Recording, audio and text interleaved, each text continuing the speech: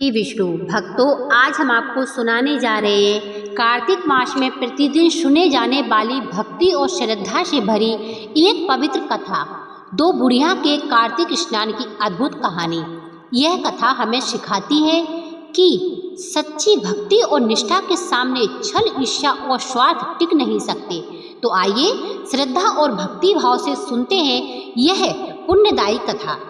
एक गांव में एक बुढ़िया रहती थी जिसका एक बेटा था। बुढ़िया बहुत ही संस्कारी, नियम कर्म वाली और पूजा पाठ में लीन रखने वाली थी। हर वर्ष वह कार्तिक मास में स्नान करती, तुलसी जी को सींचती, गणेश जी, माता लक्ष्मी और भगवान विष्णु की पूजा करती और कथा कहानी कहती। उसकी श्रद्धा और सच्चे कर्मों के कारण उसके घर में किसी चीज की कोई कमी नहीं थी। धीरे धीरे उसका बेटा बड़ा हुआ और बुढ़िया ने उसके योग्य एक लड़की देखकर विवाह कर दिया। लेकिन जैसा कि कहते हैं, जिसके भाग्य में संस्कार ना हो उसे कोई नहीं सिखा सकता। वह बहू अपनी सास के पूजा पाठ से चिढ़ती थी। उसे सास की भक्ति और भगवान की आराधना बिल्कुल पसंद नहीं थी। मगर बेटा बहुत ही आज्ञाकारी और श्रवण कुमार जैसा पुत्र था। वह अपनी माँ का कहना मानता था, इसलिए बहू चाहकर भी कुछ नहीं कर पाती थी। बेटा मेहनत से कमाता था, घर का खर्चा अच्छे से चलाता था और बुढ़िया अपने हिसाब से दान पुण्य भी करती थी। इसी कारण उनके घर में समृद्धि थी। बुढ़िया अपने बेटे से बड़ी खुश थी, क्योंकि उसे लगता था कि बेटा धर्मपरायण और अपनी माँ की सेवा में तत्पर है। धीरे धीरे समय बीतता गया और कार्तिक मास का पावन महीना आ पहुंचा। सास ने अपने बेटे से कहा, बेटा मैं हर साल की तरह इस बार भी कार्तिक स्नान करूंगी। बेटा बोला, माँ अवश्य, आराम से गंगा स्नान कर लेना। अब बुढ़िया माई रोज कार्तिक स्नान के लिए जाने लगी। कुछ समय बाद घर में पोते की किलकारियां गूंजने लगी। बुढ़िया अत्यंत प्रसन्न थी कि उसका घर परिवार पूर्ण हो गया और अब उसे प्रभु भक्ति में जीवन व्यतीत करना चाहिए। एक दिन वह अपने बेटे से बोली, बेटा अब मैं हरिद्वार जाना चाहती हूँ, मुझे चतुर्मास का स्नान करना है।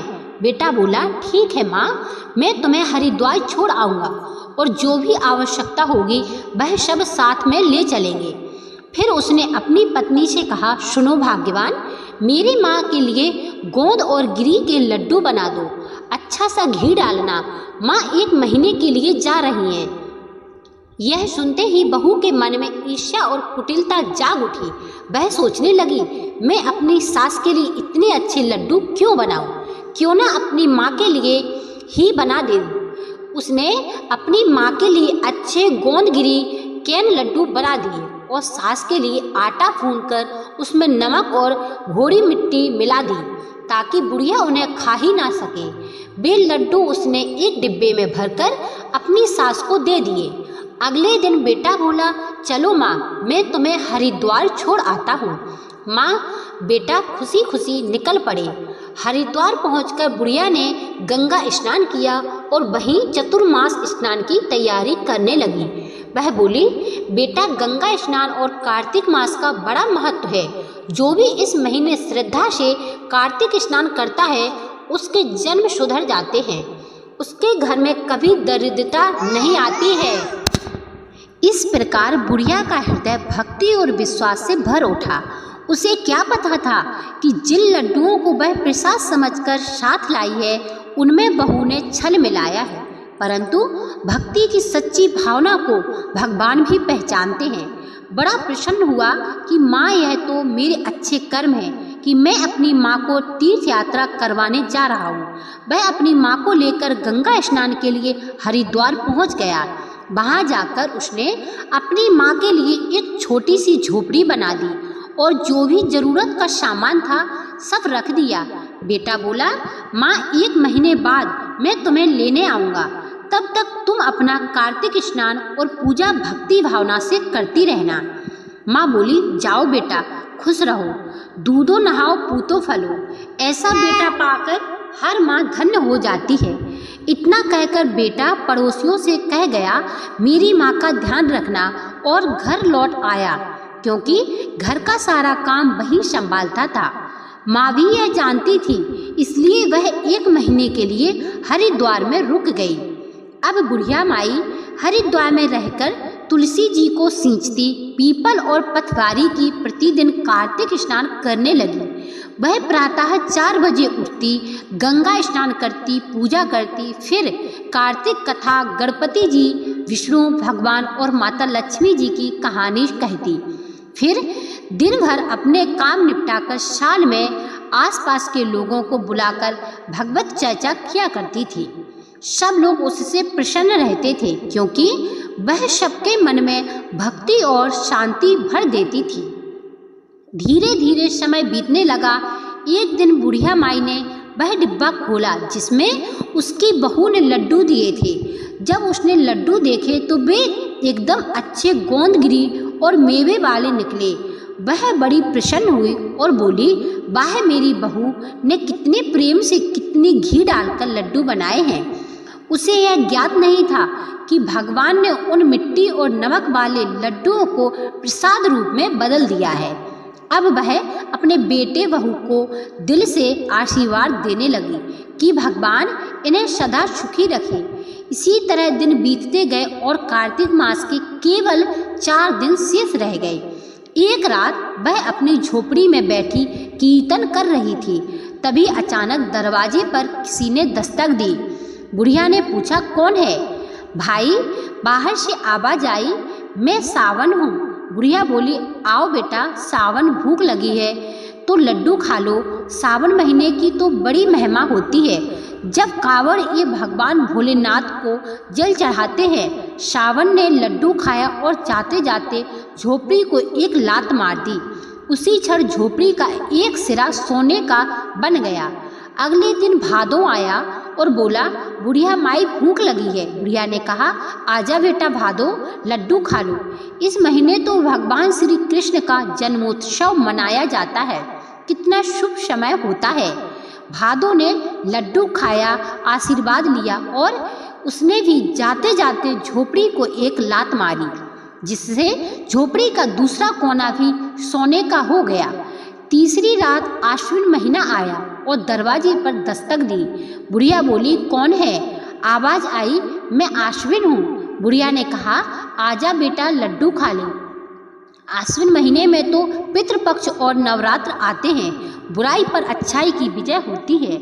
आश्विन ने भी लड्डू खाया और जाते जाते समय झोपड़ी को एक लात मारी, जिससे तीसरा सिरा भी सोने का बन गया।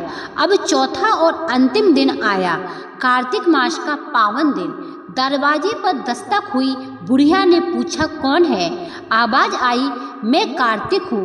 बुढ़िया बोली, आओ बेटा, कार्तिक मास कितना पवित्र होता है।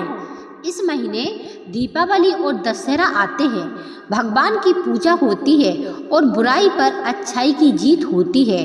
कार्तिक भी अंदर आया, लड्डू खाया और जाते जाते झोपड़ी को आशीर्वाद स्वरूप एक लात मारी। इस बार पूरी झोपड़ी सोने की बन गई। भगवान की कृपा से वह बुढ़िया माई धन्य हो गई, क्योंकि उसके सच्चे मन, श्रद्धा और भक्ति ने सब असंभव को संभव कर दिया था। लोगों का यह तो जन्म तो सुधर ही जाता है, परंतु जो व्यक्ति कार्तिक स्नान करता है उसका परलोक भी सुधर जाता है। कार्तिक मास में गंगा स्नान करने से जीवन में धन, सुख और सौभाग्य का आगमन होता है। घरों में अन्न धन के भंडार भर जाते हैं। हर ओर समृद्धि आती है। धनतेरस, गोवर्धन और दीपावली जैसी पावन तिथियां खुशियां लेकर आती हैं। अब जब कार्तिक भगवान स्वयं बुढ़िया माई के द्वार आए तो उसने उन्हें प्रेम पूर्वक एक लड्डू दिया। कार्तिक भगवान ने लड्डू खाया और प्रसन्न होकर बुढ़िया की झोपड़ी को आशीर्वाद स्वरूप एक लात मारी, जिससे पूरी झोपड़ी सोने की बन गई। यह देखकर बुढ़िया माई का हृदय कृतज्ञता से भर गया। कार्तिक स्नान का महीना पूरा होने पर उसने ब्राह्मणों को स्नेहपूर्वक भोजन करवाया, खूब दान पुण्य किया, क्योंकि अब उसकी झोपड़ी सोने की हो गई थी और अन्य धन का ढेर लग गया था। उसी समय उसका बेटा भी सोचने लगा कि अब 1 महीना बीत गया है, माँ को लेने जाना चलना चाहिए। वह पालकी सजाकर हरिद्वार पहुंचा, पर जब उसने वहां देखा तो जहां उसने माँ के लिए भूस की झोपड़ी बनाई थी, वहां अब एक सुनहरा महल खड़ा था। आश्चर्यचकित होकर उसने पड़ोसियों से पूछा, यहाँ तो मैंने अपनी माँ को छोड़ा था, वह कहाँ गई? तब पड़ोसी बोले, अरे यह तो तेरी माँ की ही झोपड़ी है। तेरी माँ इतनी धार्मिक और पुण्य आत्मा है कि भगवान की कृपा से उसकी झोपड़ी सोने में बन गई। यह सुनकर बेटे की खुशी का कोई ठिकाना नहीं रहा। वह दौड़कर अंदर गया, माँ के चरणों में गिर पड़ा। माँ ने उसे गले लगाकर आशीर्वादों की दी, छड़ी लगा दी। सदा सुखी रहो बेटा, दूधो नहाओ पूतो फलो बेटा। बोला, माँ अब कार्तिक स्नान पूरा हो गया है, घर चलो। माँ ने कहा, ठीक है बेटा। उसने जितना सोना चांदी भरा जा सकता था थैलों और गाड़ियों में लाद लिया और शेष सब हरिद्वार के लोगों को दान दिया। कहते हैं, जितना दान करो उतना ही भंडार बढ़ता है। यही दुआ उस पुण्यात्मा बुढ़िया के साथ अपनी माँ को घर लेकर लौटा। जब गांव पहुंचा, अब बेटा बड़े गाजे बाज और श्रद्धा के साथ बैंड बाजे की आवाज़ सुनते ही बहू चौंक गई। उसने मन ही मन सोचा, अरे यह कैसी बुढ़िया आ रही है जिसके स्वागत में इतना धूमधाम हो रहा है। लोगों में चर्चा होने लगी, अरे बुढ़िया बड़ी सतशील है, कार्तिक भगवान ने उस पर अपार कृपा की है। राधे दामोदर जैसी कृपा बुढ़िया पर की, वैसे ही सब पर करना। सब लोग बुढ़िया के गुणगान करने लगे। जब यह बातें बहू के कानों में पहुंची तो वह भीतर ही भीतर जलने लगी। आखिर सास ने ऐसा क्या कर दिया कि सब उसकी तारीफ कर रहे हैं। तभी पड़ोसन आकर बोली, अरे बहू तेरी सास आ रही है, जल्दी आरती का थाल सजा ले। बहू ने ताने भरे स्वर में कहा, अरे सास आ रही है तो कौन सा तीर मारकर आ रही है जो आरती उतारूं? पड़ोसन बोली, अरे तेरी सास सोना चांदी भरकर ला रही है। यह सुनते ही बहू का चेहरा उतर गया, पर ऊपर से उसने जैसे तैसे आरती का थाल सजाया। जब पति ने पालकी द्वारा पर रोकी तो बहू भीतर से कुंठा से भरी थी, फिर भी आरती उतारी। बुढ़िया ने प्रेम पूर्वक आशीर्वाद दिया, सदा सुखी रहो बेटा, दूधो नहाओ पूतो फलो। अब बहू के मन में ईर्ष्या और भी बढ़ गई। वह सोचने लगी, आखिर इस बुढ़िया ने ऐसा क्या किया कि इतना सोना चांदी ले आई। बुढ़िया ने सादगी से कहा, बेटी मैं तो केवल कार्तिक स्नान करने गई थी और यह सब कार्तिक भगवान की कृपा से बहू सुनती रही, पर उसके मन में एक नई योजना पनपने लगी। उसका मायका गरीब था और वह सोचने लगी, अगर मेरी सास इतनी संपत्ति लाकर लौटी है तो अगली बार मैं अपनी माँ को हरिद्वार भेजूंगी। वह भी कार्तिक स्नान करेंगी और ढेर सारा सोना चांदी लाएगी, फिर मेरा मायका भी अमीर हो जाएगा।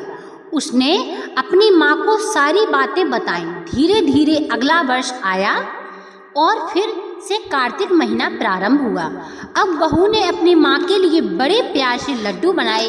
घी, दूध और मेवे से भरपूर तर घी में तले हुए लड्डू एक डिब्बे में भरकर पति से बोली, जाओ मेरी माँ को गंगा स्नान के लिए हरिद्वार छोड़ आओ। पति बोला, ठीक है। सास भी माँ के समान होती है, यह धर्म का काम है, तीर्थ कराना पुण्य का कार्य है। वह अपनी सास को हरिद्वार छोड़ आया। झोपड़ी बनाकर बोला, माता जी 1 महीने बाद लेने आऊँगा, तब तक गंगा स्नान करिए, कार्तिक की महिमा का गुणगान करिए और भक्ति में मन लगाइए। इतने में आई थी और उसे भक्ति का स्नान में कोई कहकर वह लौट आया।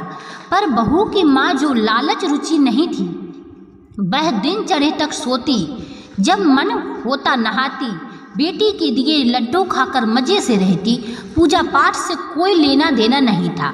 पड़ोसी सोचने लगे, पहले वाली बुढ़िया तो कितनी धार्मिक थी, 4 बजे उठकर स्नान करती थी, कथा कहती थी, और अब यह आई है तो दिन चढ़े तक सोती रहती है। धीरे धीरे महीने के 4 दिन शेष रहे, तभी सावन आया और दरवाजे पर दस्तक दी। बुढ़िया बोली, कौन है? आवाज़ आई, मैं सावन हूँ, भूख लगी है, एक लड्डू दे दो।